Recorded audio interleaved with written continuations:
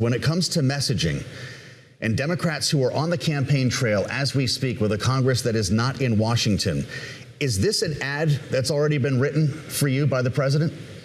Well, certainly. I mean, of course, we've already started playing it. We've already been pushing it out all throughout the country, because what a remarkable statement from a president of the United States to suggest that the only thing the federal government should be focused in on is, of course, fighting wars of choice around the world at an enormous expense, at the expense of hardworking Americans right now who are really struggling based on this disastrous economic policy that Donald Trump has pushed over the course of the last year, which is making it harder for people to already afford their lives, and this war now, of course, making it even more difficult. Look, the reality is he's made it very clear what his values are, and these are choices, of course, and he's decided to pick fights around the world, and again, to make it clear that people who, need child care in this country, people who are concerned about the rising costs of groceries and the lack of affordable housing, and the fact that they can barely afford their utility costs or fill up their gas. The reality is right now people are struggling, and Donald Trump is ignoring their cries for help. But when it comes to the midterms, what is the priority for Democrats? Are you going to try to wrap this all into one? I mean, the president ran on affordability. Gas prices are going up.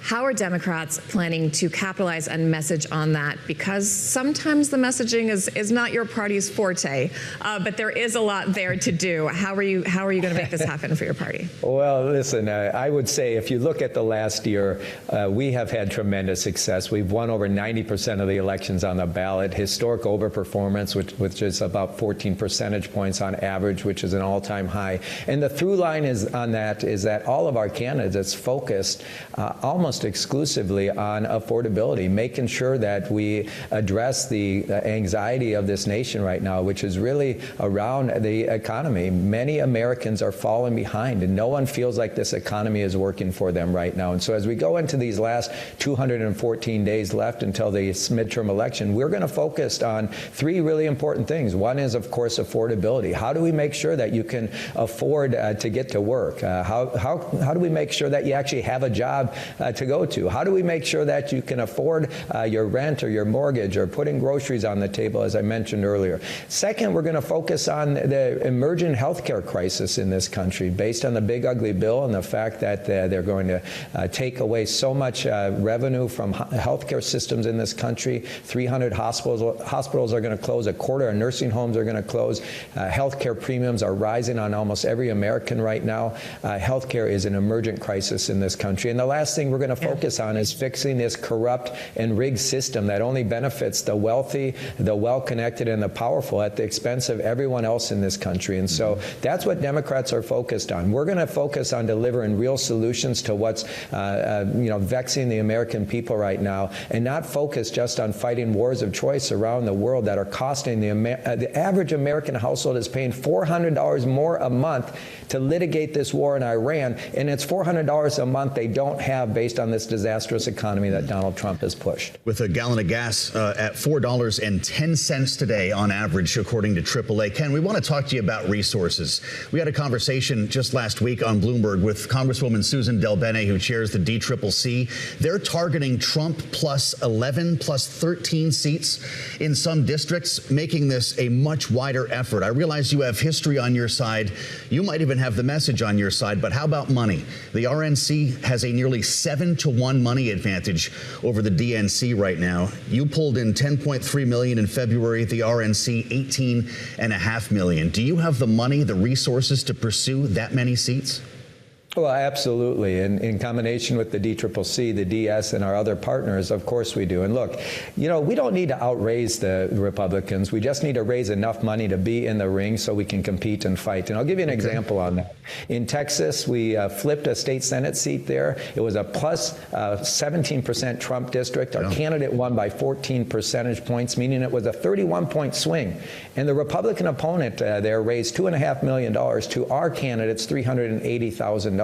Again, we don't need to outraise the Republicans. We just need to have enough money to compete. And look, last year we raised a record amount of money for a first-year chair of the Democratic National Committee. We raised a record amount of money, and what was fueling that was the grassroots dollars. The small donors averaging $51.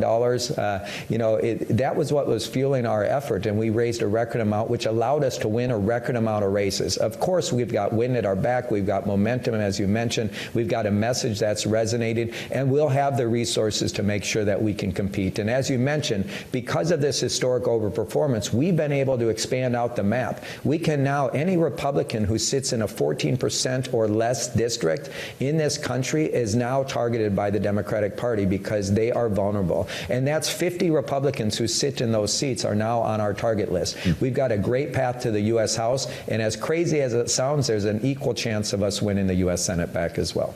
And almost every time I have a Democrat on or talk to a Democrat, I ask them two questions. Who is the leader of the Democratic Party?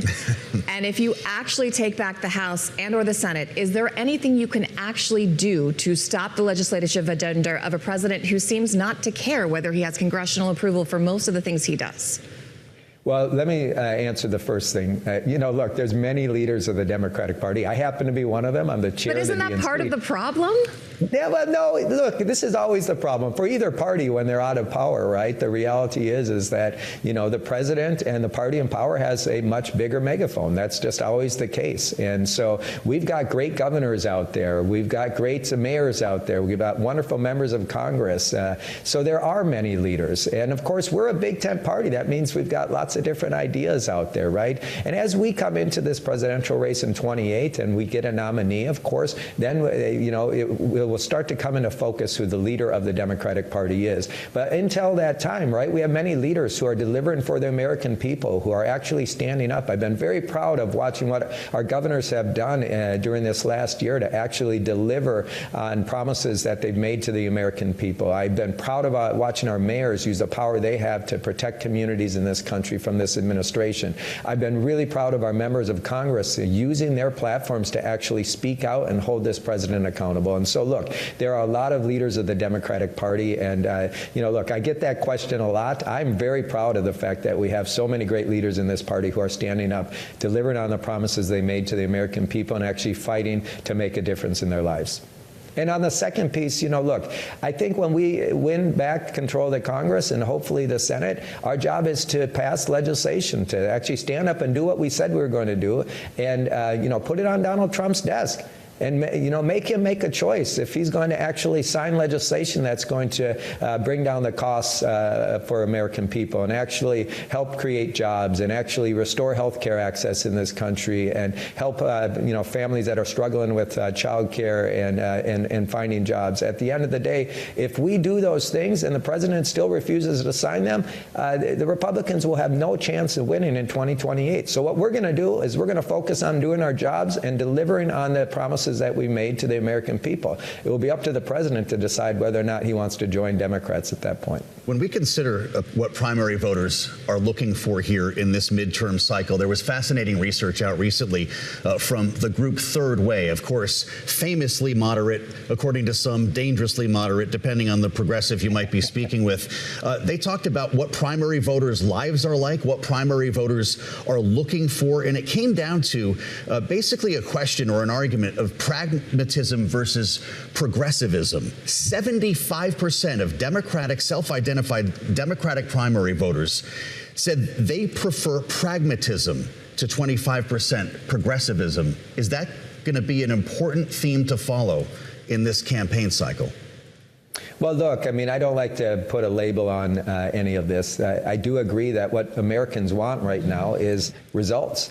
They're sick and tired of watching parties, politicians from both parties, say one thing and then get into office and do another. Mm-hmm. They want people to stand up and fight for them and deliver. And, that's it's one of the challenges, both for the Republican Party and it has been for the Democratic Party. But what I think you're seeing right now, which is why Donald Trump's numbers are so low and the Republican Party is in jeopardy right now of losing both chambers of Congress and has been losing throughout the country right now, is you have one party party that's actually delivering. Look at what Abigail Spanberger and Mikey Sherrill did on day one after they were elected governor. Look at what other Democratic elected officials are doing throughout the country to stand up and deliver on those promises. And the Republicans continue to ignore the pleas of this country to focus on the issues that matter most to the Americans. And so, look, I think at the end of the day, you can call it pragmatism, or you can just, call it, look, delivering on your promises.